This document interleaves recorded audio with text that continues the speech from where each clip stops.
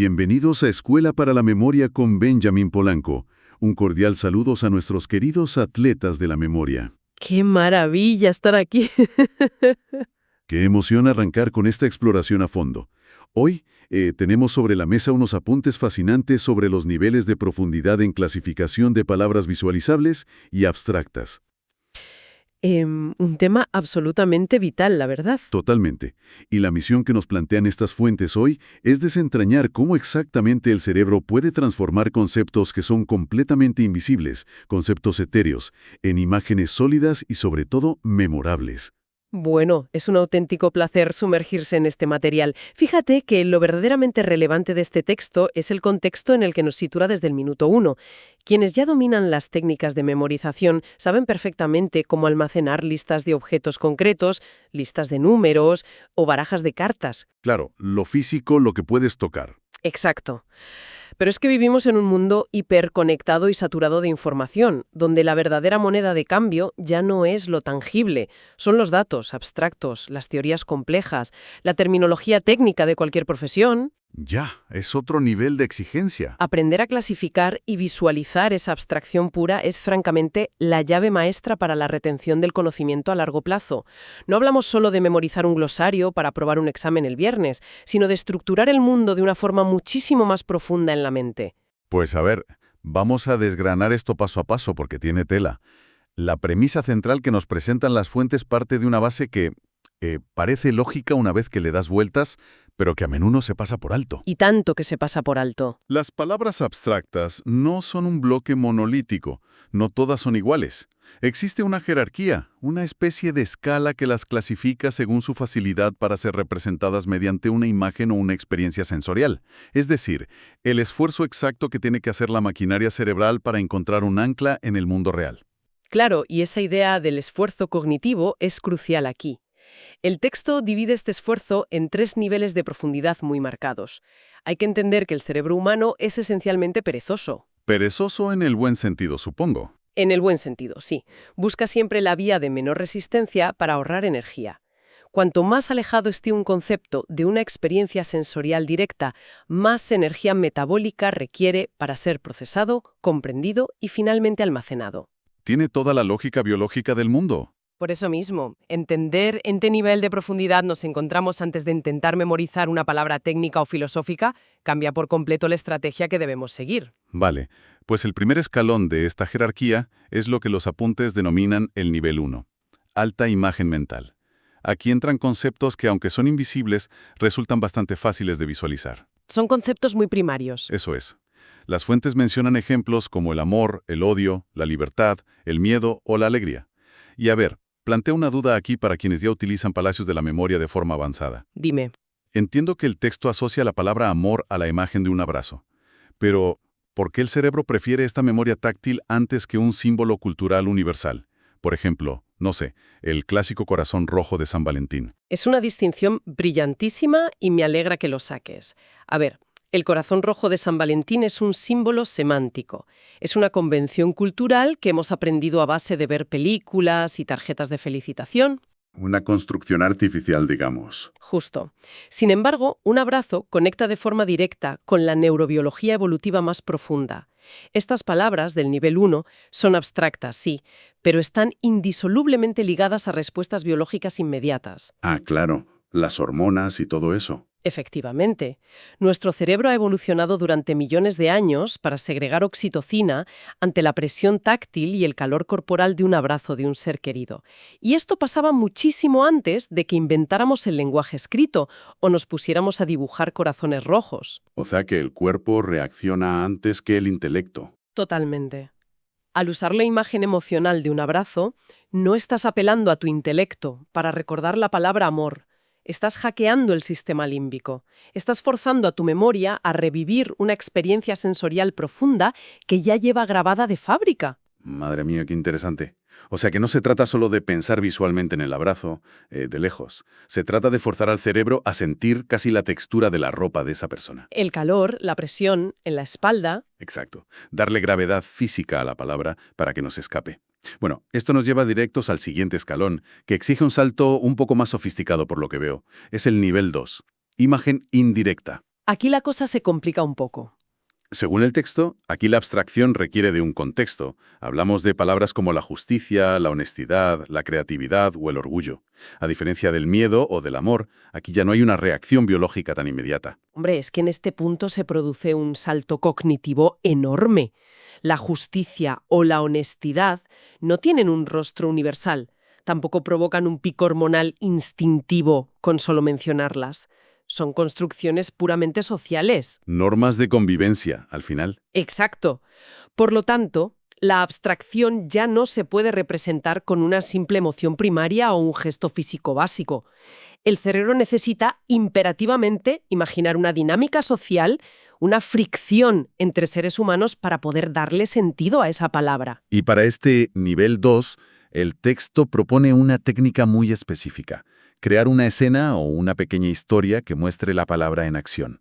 Y el ejemplo que utilizan en las fuentes para anclar el concepto de honestidad es visualizar a alguien devolviendo una cartera perdida llena de billetes. Es un ejemplo clásico pero potentísimo. Pero detengámonos ahí un momento, porque me surge una duda razonable.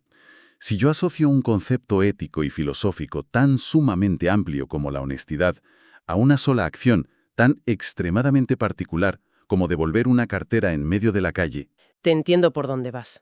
¿no se corre el riesgo de encasillar demasiado la palabra y perder todo su matiz general? Es una objeción muy válida, la verdad. De hecho, es un debate constante en la neurociencia del aprendizaje. Pero la realidad práctica del día a día es que el cerebro no funciona como un diccionario de la Real Academia con definiciones amplias y perfectas. Funciona más por atajos, ¿no? Funciona como un buscador de Internet, que necesita palabras clave muy específicas. La escena de la cartera no sustituye toda la profundidad filosófica del concepto de honestidad.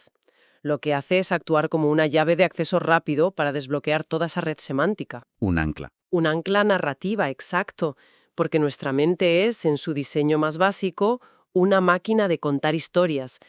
Al imaginar esa pequeña escena callejera, fíjate en la cantidad de datos que procesas casi sin querer. La lluvia, la calle vacía. La tensión moral subyacente, la tentación inmensa de quedarse todo ese dinero en efectivo frente al alivio moral de ir a la comisaría a devolverlo. Le estamos dando al cerebro su formato de datos favorito, que es la narrativa pura. La tensión de esa historia proporciona un anclaje neurológico muchísimo más fuerte que intentar memorizar los infinitos matices teóricos de la palabra. Visto así, la verdad es que tiene todo el sentido del mundo. Usas lo ultra religioso o lo ultra específico más bien para poder acceder a lo universal. Ese es el truco. Investigan estas técnicas. Pasamos al nivel 3. Baja imagen mental. Aquí entramos en arenas movedizas. Totalmente. Entramos en la zona de máximo esfuerzo. Los conceptos abstractos puros, áridos, teóricos. Las fuentes mencionan a los verdaderos pesos pesados. Palabras como existencialismo, conjugación, pluralidad o sujeto gramatical. Y este es el auténtico terror de cualquier estudiante de derecho, de medicina, de filología o de cualquier profesional que se enfrenta a material técnico y denso. Es que no hay por dónde cogerlo.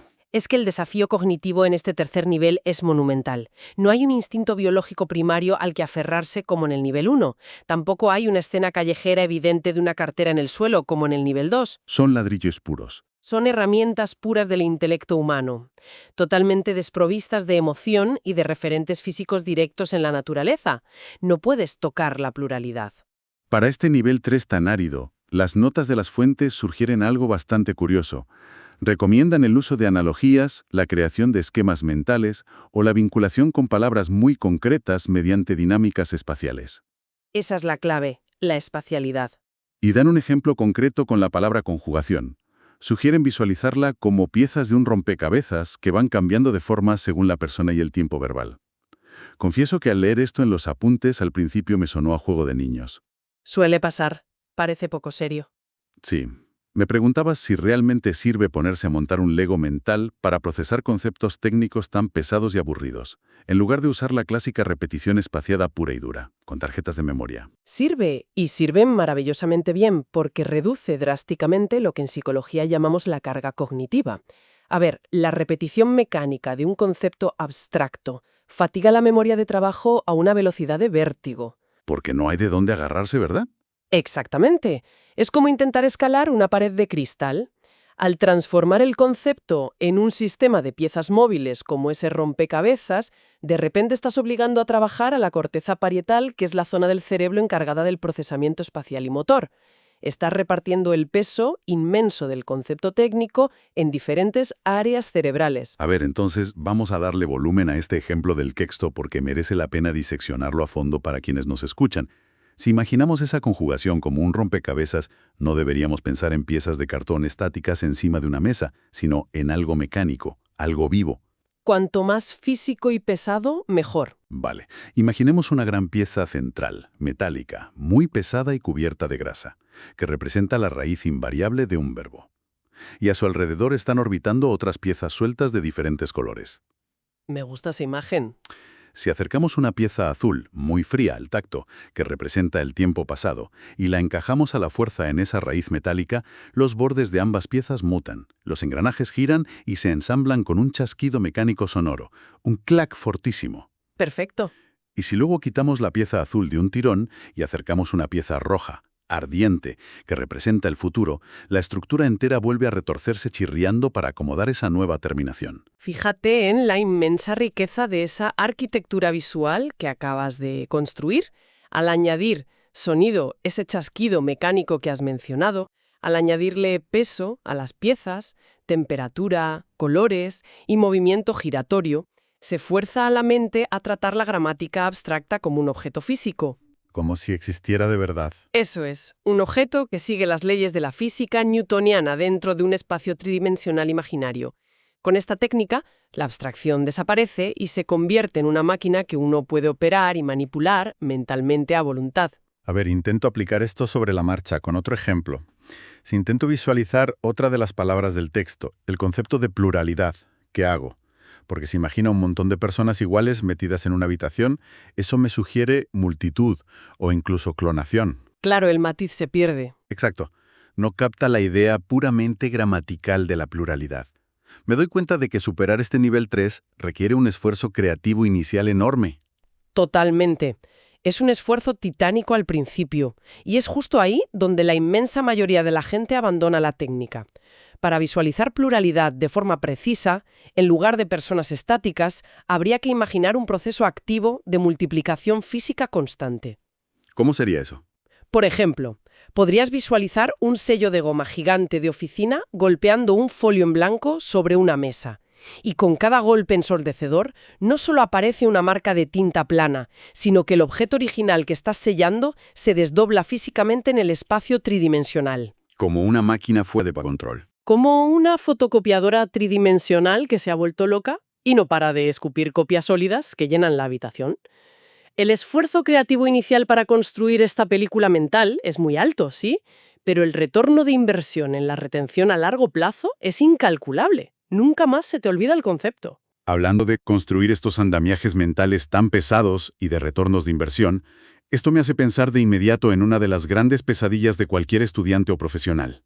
De hecho, los apuntes cambian de tercio completamente aquí para dedicar una sección entera a una aplicación práctica vital. ¿El aprendizaje de idiomas? Exacto, el vocabulario en idiomas extranjeros, y específicamente cuando se trata de dominar términos abstractos. Es que este es posiblemente uno de los mayores cuellos de botella en la fluidez lingüística. Aprender a decir mesa o perro en alemán o en francés o en mandarín es un proceso relativamente directo porque el referente físico en el mundo real es exactamente el mismo en todas las culturas. Un perro es un perro aquí y en Pekín. Así es, pero intentar asimilar el vocabulario abstracto de otra cultura, con todos sus matices sociológicos, eso es caminar directamente sobre un campo minado cognitivo. Recuerdo perfectamente mi propia frustración intentando integrar vocabulario filosófico en alemán hace años. Debe ser de una complejidad terrible. Me pasaba las tardes enteras repitiendo las palabras en voz alta frente a un espejo, intentando asimilarlas por pura fuerza bruta de repetición, y a la mañana siguiente se habían esfumado por completo de mi cabeza. Simplemente no había ningún clavo en la pared de mi memoria donde colgarlas. Pues justamente para evitar esa frustración tan común, el texto desglosa 3 reglas de oro fundamentales que me parecen una salvación. La primera regla es relacionar la nueva palabra abstracta extranjera con una imagen, una emoción o una experiencia que se entienda a nivel autobiográfico y personal. Vital. es decir, huir despavorido de la imagen aséptica y genérica de un diccionario. La clave de bóveda ahí es la palabra autobiográfico.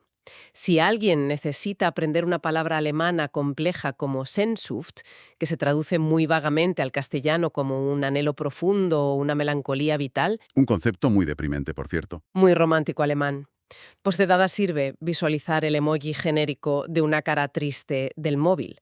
Hay que rebuscar en el propio archivo vital de uno mismo. Hay que encontrar el recuerdo exacto del olor a humedad de la casa de los abuelos en una tarde de lluvia de noviembre, o la sensación de frío en el andén esperando un tren que nunca llega. O sea, tirar de nostalgia real. El cerebro protege celosamente los recuerdos autobiográficos. Son su tesoro más preciado. Si logras atar la palabra extranjera abstracta a uno de esos recuerdos íntimos, la nueva palabra queda absolutamente blindada contra el olvido. ¡Qué maravilla de enfoque! Bueno, la segunda regla que plantea el texto entra en juego cuando la palabra es tan hermética o tan estructural que es imposible asociarla a una experiencia directa personal. Las partículas gramaticales, por ejemplo. O el punto de giro dramático de la trama. Y fíjate por qué esto es tan necesario a nivel neurológico. Aislar un adverbio abstracto o una conjunción rara en un idioma extranjero es condenarlo directamente a desaparecer. El cerebro humano detesta profundamente la información aislada. No sabe qué hacer con ella. La descarta por inútil. Exacto. Pero al insertar esa partícula gramatical incomprensible dentro de un microrrelato dramático o ridículo, el cerebro retiene la trama con una facilidad pasmosa. Y por pura inercia narrativa, rescata la palabra extraña que actuaba como el nudo gordiano de esa historia. Y para atar todo esto de los idiomas, llegamos a la tercera regla de oro de los apuntes, que personalmente me parece la más táctica y divertida de todas. Usar palabras ancla del idioma materno para engancharlas a la fonética de la nueva palabra extranjera. Los famosos puentes fonéticos. Eso es tender un puente sonoro, por ridículo que suene en voz alta, entre lo conocido en tu idioma y lo desconocido del otro. Es el principio clásico del andamiaje cognitivo llevado al límite absoluto. Y, de nuevo, el factor del ridículo o el humor es un catalizador neuroquímico excelente para la retención. Claro. A ver, imagino que si alguien intenta aprender esa palabra alemana tan densa que mencionaste antes, Sehnsucht, a los oídos de un hispanohablante podría sonar lejanamente a las palabras zen y zumo, puestas una detrás de otra. Más o menos, sí. Así que te podrías imaginar a un monje budista muy triste, meditando en estado zen, que está exprimiendo un zumo de naranja con lágrimas en los ojos porque siente una gran melancolía existencial. Es una imagen completamente grotesca, pero dudo muchísimo que alguien la olvide después de visualizarla un par de veces. Exactamente. Has dado en el clavo. Esa imagen grotesca y absurda del monje rompe la monotonía gris del estudio y provoca un ligero pico de dopamina en el cerebro por la pura sorpresa del absurdo. Y la dopamina ayuda a fijar, ¿no? Esa dopamina actúa literalmente como un pegamento natural en las sinapsis neuronales justo en el momento en que se está formando el nuevo recuerdo. ¡Qué fascinante es todo este mecanismo interno! Bueno, para rematar esta sección de los apuntes, el texto se despide con una pregunta muy directa dirigida al lector original. Le pregunta, textualmente, ¿quieres que te dé un ejemplo concreto con alguna palabra difícil? Es un cierre brillante.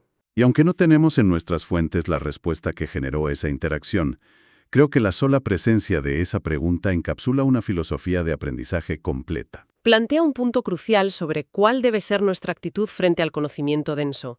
La retención profunda y la maestría mental rara vez ocurren en un estado de pasividad receptiva, esperando a que nos den la lección masticada. Hay que mancharse las manos. Esa pregunta final subraya que el valor real de estas herramientas no reside simplemente en entender la teoría de los 3 niveles en un papel.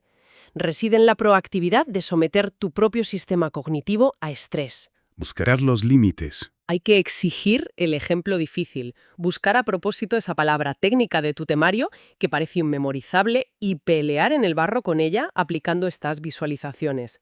El músculo de la memoria espacial y narrativa solo crece y se hipertrofia cuando choca contra una gran resistencia. ¡Qué viaje tan inmenso hemos hecho hoy a partir de unos apuntes a simple vista tan condensados! Fíjate que hemos arrancado sintiendo la textura de un abrazo físico para comprender por qué el concepto del amor pertenece al nivel 1 de alta imagen mental. Así es. Luego hemos debatido la tensión moral de devolver una cartera empapada en medio de una calle vacía para acceder a la red semántica de la honestidad en el nivel 2. Una película mental completa. y hemos acabado engranando pesadas maquinarias metálicas con chasquidos sonoros y montando puentes fonéticos absurdos con monjes deprimidos bebiendo a zumo. Todo esto para someter a los pesos pesados del nivel 3 y poder dominar el vocabulario extranjero más opaco. Queda clarísimo que dotar de cuerpo, de peso, de fricción social y de sonido a lo que es invisible es verdaderamente la habilidad suprema del aprendizaje humano. Y como apunte analítico antes de concluir, creo que todo este recorrido pone de manifiesto algo fundamental. El verdadero pensamiento crítico no consiste únicamente en dudar de la información externa que recibimos a diario. Sino de la interna también. Consiste en auditar constantemente cómo estamos representando esa información en el teatro privado de nuestra propia mente. En una época de hiperconexión, donde el ruido abstracto es ensordecedor en las redes y los medios, quien tiene la férrea disciplina de traducir ese ruido en arquitecturas visuales claras, no solo protege su memoria a largo plazo, Conquista su mente. conquista una claridad mental excepcional frente al caos. Obligar a los conceptos a tener una forma definida, un peso y una textura, evita la peligrosísima trampa intelectual de creer que entendemos algo solo porque somos capaces de repetir su definición de carretilla. Madre mía, es una auditoría interna en toda regla, desde luego. Así es. Y para cerrar nuestro análisis de hoy, me gustaría dejar una reflexión suspendida en el aire para todos los que nos escuchan mientras van al trabajo o están en casa. Adelante. Un pensamiento que nace directamente de estas fuentes, pero que se proyecta muchísimo más allá del simple estudio académico. Si nuestra capacidad para memorizar e interiorizar ideas complejas depende íntimamente de nuestra habilidad para visualizarlas a través de historias, fricciones o emociones vívidas, Sí. ¿hasta qué punto la riqueza y la variedad de nuestras propias experiencias vitales reales en el mundo físico determina, o por el contrario limita, nuestra capacidad para comprender las abstracciones más puras y complejas del universo? Uf, qué pedazo de pregunta para dejar rebotando en la cabeza. Sin duda, una perspectiva espectacular para poner punto final a esta exploración a fondo. Invita a salir al mundo físico, a vivir, para poder acumular todas esas experiencias que luego serán los ladrillos fundamentales de nuestra memoria abstracta. Y recuerda que en Escuela para la Memoria Benjamín Polanco estamos para ayudarte a desarrollar tu supermemoria en 24 horas.